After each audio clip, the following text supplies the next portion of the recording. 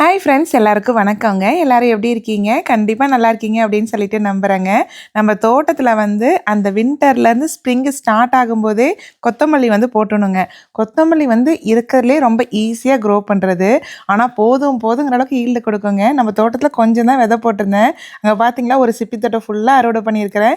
அதுவும் நம்ம தோட்டத்துலேருந்து அறுவடை பண்ணுற கொத்தமல்லி கறியை ஃப்ரிட்ஜில் 10 நாளைக்கு மேலே வச்சாலுமேங்க அந்த இலை அழுகிறது எதுவுமே ஆகாதுங்க. அப்படியே ஃப்ரெஷ்ஷாகவே இருக்கும். நான் லாஸ்ட் இயர் அப்படி தான் ஸ்டோர் பண்ணி வச்சேங்க.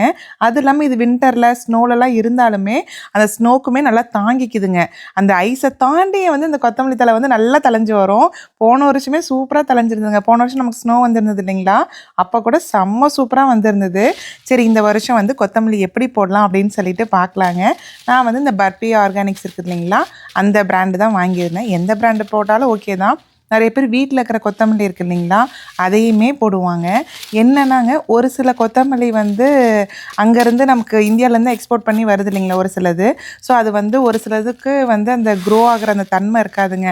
அதனால் மோஸ்ட்லி பார்த்திங்கன்னா கடையில் தான் வாங்கிக்கிறது.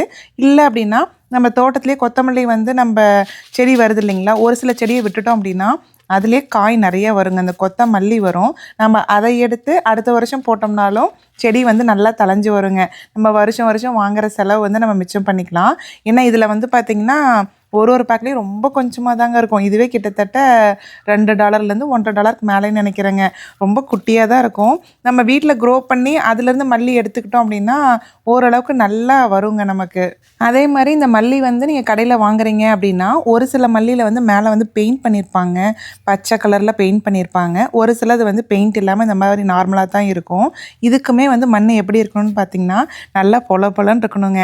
எந்த காய்கறியாக இருந்தாலும் மண் பொலன்னு இருந்தது அப்படின்னா செடி நல்லா ஈஸியாக தழைஞ்சு வருங்க. இதுக்குமே பார்த்திங்கன்னா மண் நல்லா பொலன்னு இருக்குது இல்லைங்களா. என்ன பண்ணுங்கன்னா, ஃபஸ்ட்டு மண்ணை லைட்டாக கிளறி விட்டுட்டுங்க இந்த கொத்தமல்லியை அப்படியே இந்த விதையை மேலாப்பில் அப்படியே ஸ்ப்ரெட் பண்ணி விட்டால் போதுங்க. ஒரு விதையும் தனித்தனியாக ஊனணுங்கிற அவசியம் இல்லை. இங்கே பாருங்களேன் எப்படி ஸ்ப்ரெட் பண்ணி விடுறோம் அப்படின்ட்டு.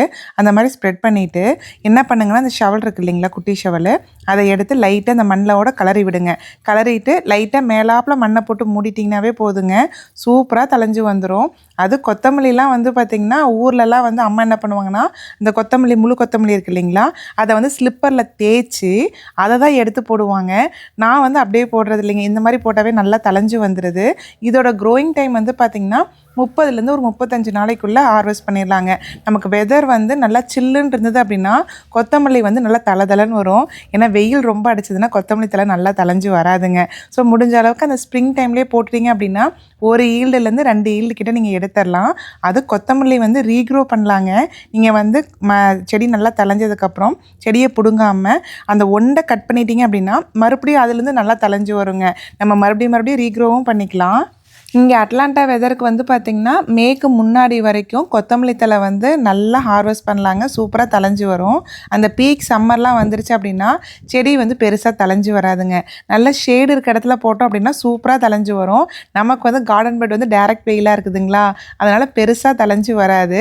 இங்கே நம்ம அட்லாண்டா வெதருக்குங்க நான் கொத்தமல்லி விதை எப்போ போட்டேன்னு பார்த்தீங்கன்னா Feb 14 போட்டேங்க. நம்ம கரெக்டாக 35 டேஸில் ஹார்வெஸ்ட் பண்ணலான்னு சொன்னேன் இல்லைங்களா, ஒரு மார்ச் மிட்டுக்கு மேலே ஹார்வெஸ்ட் பண்ணிடலாம் அப்படின்னு சொல்லிட்டு நினைக்கிறேன். இங்கே பாருங்கள், விதையெல்லாம் போட்டு மண் மேலே ஃபுல்லாக மூடிட்டோம் இல்லைங்களா. தண்ணி எந்த விதை ஒன்றாலும் கண்டிப்பாக விடணுங்க. அவ்வளோதான், விட்டாச்சு. ஃப்யூச்சர் வீடியோவில் செடி எப்படி வருதுன்னு சொல்லிட்டு கண்டிப்பாக பார்க்கலாங்க. இந்த வீடியோ பிடிச்சிருந்து அப்படின்னா கண்டிப்பாக கமெண்ட் பண்ணுங்கள். நெக்ஸ்ட் ஒரு சூப்பரான வீடியோவில் பார்க்கலாங்க.